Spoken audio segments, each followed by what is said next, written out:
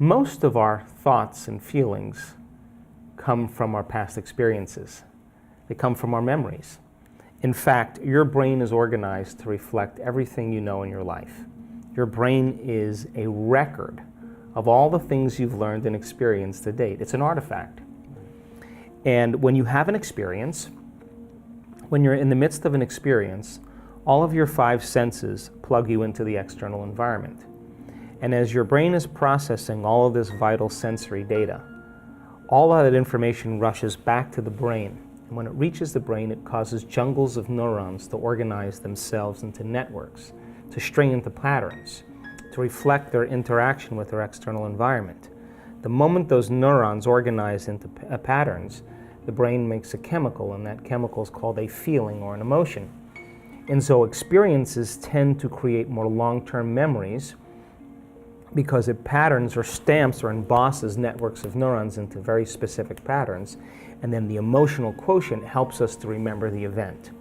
The end product of experience, of course, is the emotion, and it causes us to feel certain ways. You can remember where you were on 9/11. You can tell me who you were with, what time of day it was, what you were doing, because whatever you were seeing in that moment or hearing in that moment changed how you were feeling. And the moment you felt altered or you felt differently, significantly, your brain perked up and you paid attention to whatever caused that. And that event in and of itself is called a memory. So then most of our thoughts and feelings tend to be within the neural circuitry of the past and the emotions of the past chemically. If you combine a thought and a feeling, a thought and a feeling, a thought and a feeling, and you have a series of good thoughts that are connected to a series of good feelings, that cycle of thinking and feeling creates what's called an attitude. If you have a series of negative thoughts that are connected to some pretty bad feelings, you'll say, I have a pretty bad attitude today. So if how you think and how you feel creates a state of being, then attitudes are just shortened states of being. You can feel good in the morning, you can feel bad in the afternoon. If you take an attitude, an attitude, an attitude, and you begin to string attitudes together, when you combine an attitude, an attitude, an attitude, you start to form what's called beliefs. Now, a belief is just a thought you keep thinking over and over again until you hardwire it in your brain. And because beliefs are based on past experiences, then the very boundaries of our beliefs are how we feel. And so when our beliefs get challenged, it typically doesn't feel right. I think there's a strong intellectual division going on in the world right now, because some people are holding on to old paradigms and old beliefs. And look, if we're measuring normal, we're going to get normal. I mean, for years, the idea that you couldn't grow new brain cells or couldn't change the brain in some way, that was a belief. And you know why? Because the scientist that was doing the experiment was studying rodents in an unchanging environment. How could there ever be any new connections or new circuitry or new brain cells if there's no new experiences? So I think in the age of information, in the age of technology, ignorance is a choice. And people are beginning to go, hey, I don't need my doctor to tell me about this. I can get on the internet and read it. Hey, I'm going to read a book on quantum physics and I'm going to ask the mysterious questions. I'm going to step outside of convention myself. So once you step outside of convention, you will be considered foolhardy or insane until you're able to produce some type of change. Then you're considered a saint, a holy man, a mystic, a genius.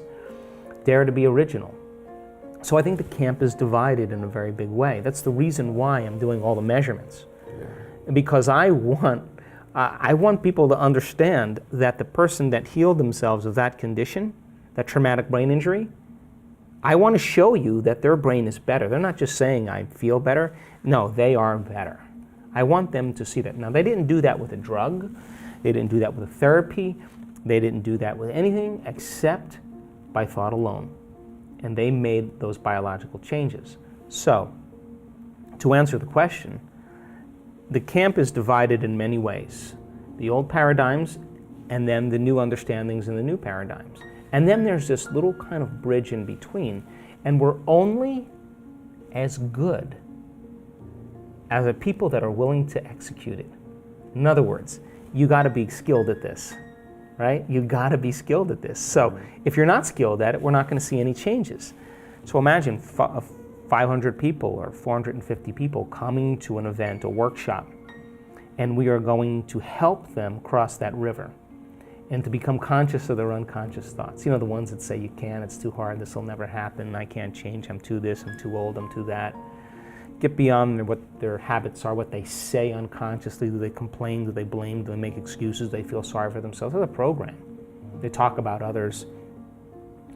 Then look at their emotional states. Oh my God, I've been guilty for the last 30 years. I didn't even know I was guilty. It just felt like me. I've been unworthy. I didn't even know I was unworthy. It just felt like who I am. And all of a sudden, they start becoming conscious of that. And then they start creating a new change for themselves. And one by one, you start seeing these breakthroughs. You start measuring those breakthroughs. You get people on the stage talk about their breakthroughs, show their brain scan, show their heart rate monitor, show the energy change.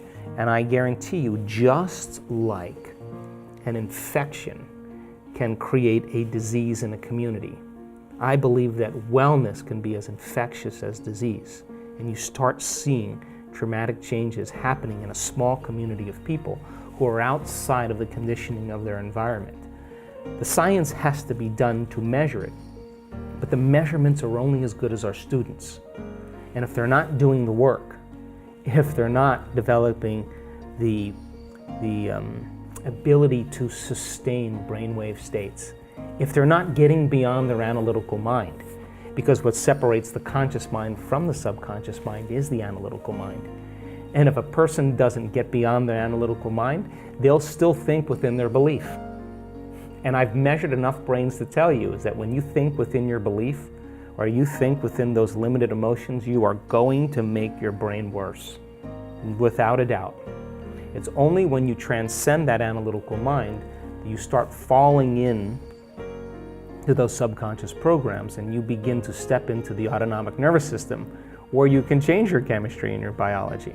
So then if our students aren't good at doing that, then it's still a philosophical concept, pie in the sky principles. But what we want to do is we want to give people the knowledge, the information, and blend the sciences of possibility, whether it's quantum physics or neuroplasticity or neuroendocrinology or epigenetics or whatever it is, hormonal changes, psychoneuroimmunology. We want to give them the information and have them reason it.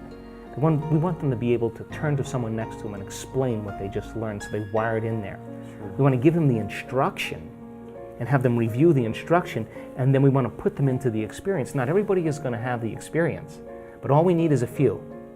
And if that person or a series of people have that experience, that transformation, and we measure that transformation, that's more information to teach transformation the next time, because I can understand what took place. So our work is only as good as our students' ability to regulate and change those states. But I do know that if you give people the opportunity and they have enough times in their environment to apply it, you'll start seeing those transformations occur. And now we're stepping outside the paradigm of the human beings are limited, they're powerless, they need these external things to take care of them. I think it's time that we start taking a little bit more responsibility for these things and seeing if we're able to do it in a practical, measurable way. An attitude and attitude and attitude are shortened states of being. And you combine them together then a belief then, the cycle of thinking, feeling over time, creates a subconscious state of being. So all beliefs are subconscious states of being. We have beliefs about God, about spirituality, about health, about relationships, about love. And all of those are based on our past experiences, but the majority of those beliefs, we don't even know that we believe them because we think they're true, because they're not functioning primarily in the conscious mind. So then, if you take a belief, and you stack them together, you start to form what's called perceptions. And perceptions have everything to do with the relationships we have, the things we create, the behaviors we demonstrate, and even the choices we make in our relationships.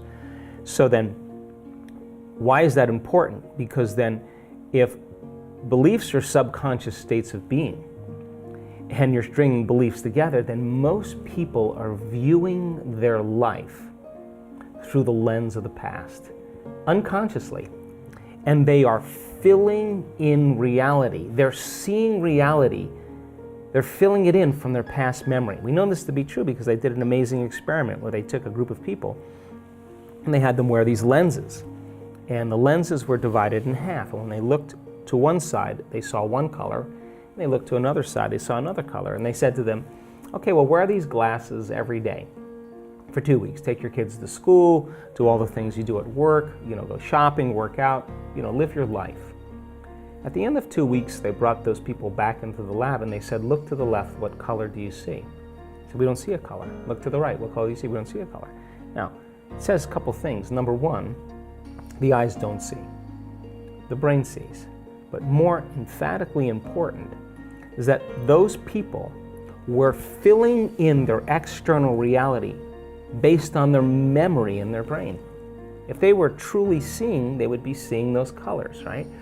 So then, in our perceptions then, we are overlaying our future, we're overlaying the present moment with our memory of the past. And so then that then begins to diminish possibility. And it begins to close down the way that we can begin to navigate and function in our lives.